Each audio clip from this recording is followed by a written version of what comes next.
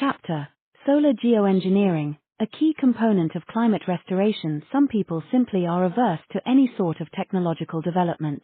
They hark back to some sort of fictional bucolic Garden of Eden world prior to the Industrial Revolution and its dark satanic mills. The reality, of course, is that for many, before the benefits of modern technology, including medicine, that life was quite brutal and short. Those who deny the benefits of progress seem to have a lack of gratitude for the blessings that scientific and technological progress brings to them. We are custodians of this planet, and it is our duty to perform climate restoration. There are numerous possible approaches, as discussed here. Climate Restoration Roadmap 2024. The Climate Restoration Safety and Governance Board. Solar geoengineering is a key component of climate restoration.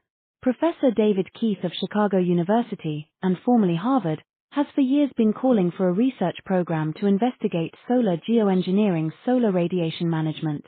Here he is describing it, on YouTube, why we should research solar geoengineering. David Keith, TDX Harvard College. CO2 emissions will be reducing naturally over the coming decades, simply because the remaining reserves of fossil fuels are becoming increasingly difficult and costly to extract.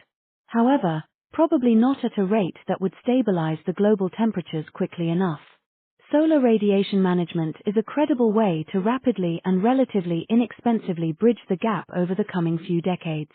It ideally involves spreading a low-concentration layer of aerosols such as sulfur, mostly sulfur dioxide, high up in the stratosphere, and preferably above the oceans. There is relatively little turbulence at that altitude. Chapter: Minimal human health implications of solar geoengineering. If using sulfur for geoengineering solar radiation management, we need to calculate whether the concentration in the atmosphere needed to stabilize global temperature would be below the threshold for human health and safety.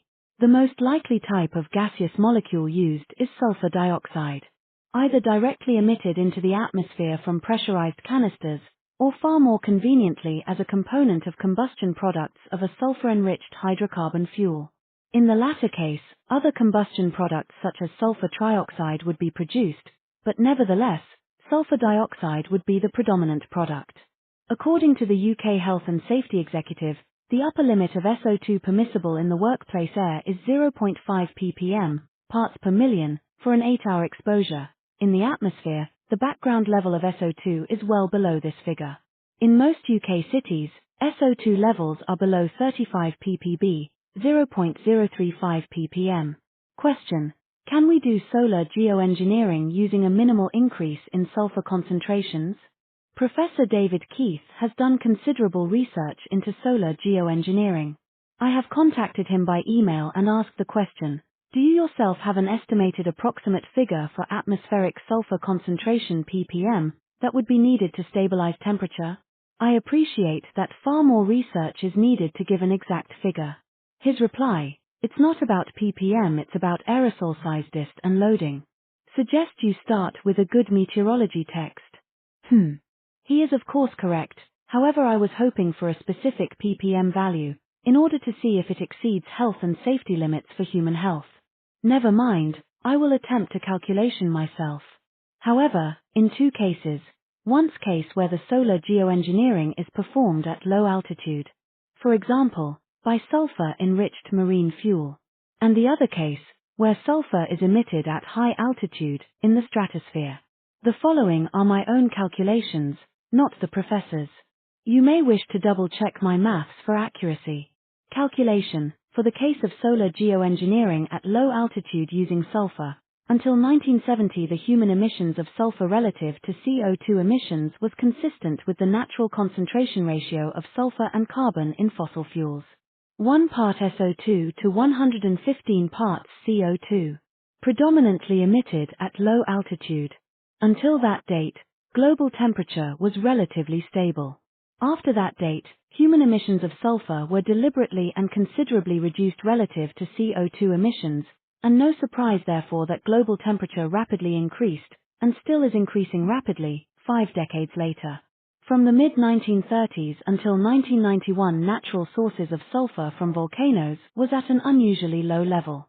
The CO2 concentration in 1970 was 325 ppm. Divide 325 by 115 is equal to 2.8 ppm sulfur.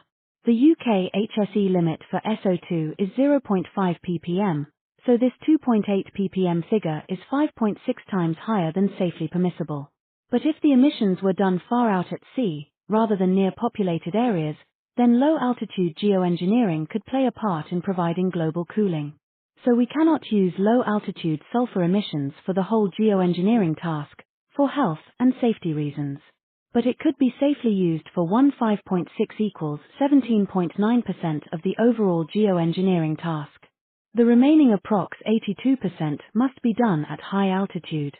Calculation: for the case of solar geoengineering at high altitude using sulfur, 1 ton of sulfur spread in the stratosphere can counter the heating effect of an astonishing 152,000 tons of CO2. Combating climate change with sulfur. The current atmospheric CO2 level is 424 ppm, measured in May 2023. The required sulfur concentration in the stratosphere is thus 424 divided by 152,000 is equal to 0.0028 ppm, which is more than 2 orders of magnitude lower than the 0.5 ppm health and safety limit. There is virtually nobody at 60,000-foot altitude to breathe it anyway, and if they were, they would be quite unharmed by this exceedingly diluted quantity.